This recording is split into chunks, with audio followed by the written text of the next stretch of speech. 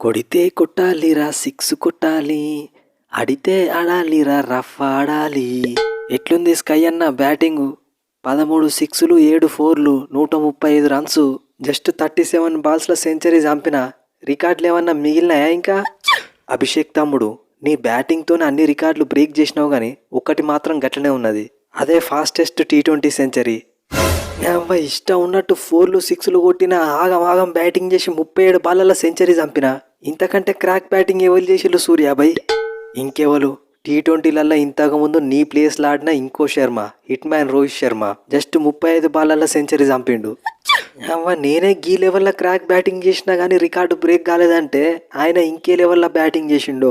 ఇప్పుడు అంటే రోహిత్ అన్నది ఫామ్ పోయింది కానీ అప్పట్లో వన్డేలలో డబుల్ సెంచరీలు, T20లలో సెంచరీలు ఇష్టం ఉన్నట్టు కొట్టేటోడు.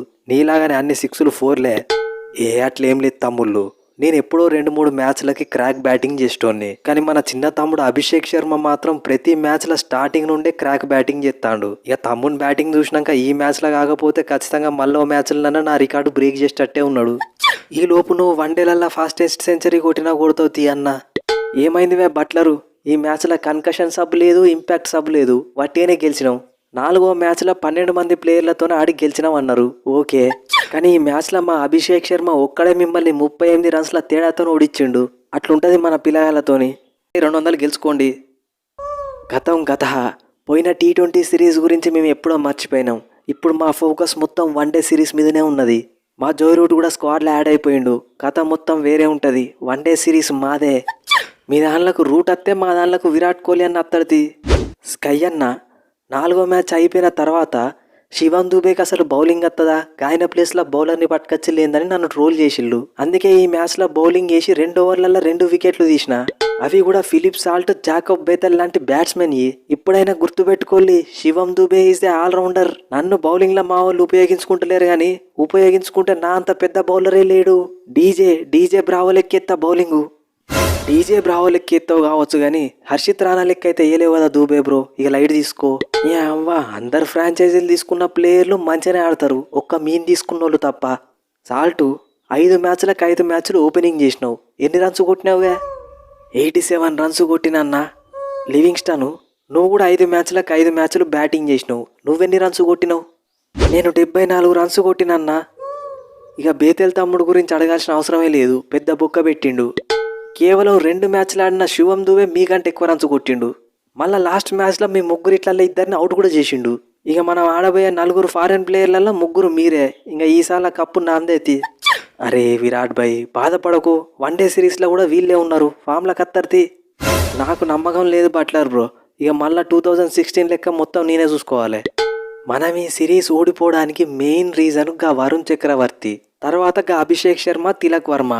గుడ్ న్యూస్ ఏంటంటే వన్డే సిరీస్లో ఈ 3 లేరు, కాబట్టి we can win the one day series easily.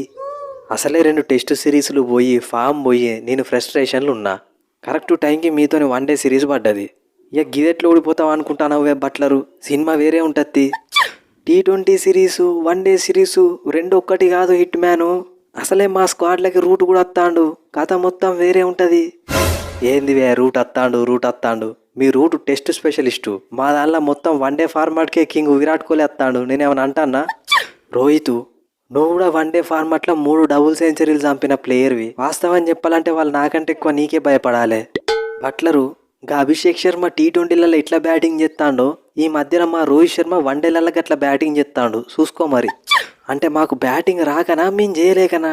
Champions ట్రోఫీకి ముందు ఇంగ్లాండ్ టీం పవర్ ఏందో ప్రపంచానికి చూపిస్తాం. మీ మీద సిరీస్ గెలిచి రెడీ ఉండుల్లి.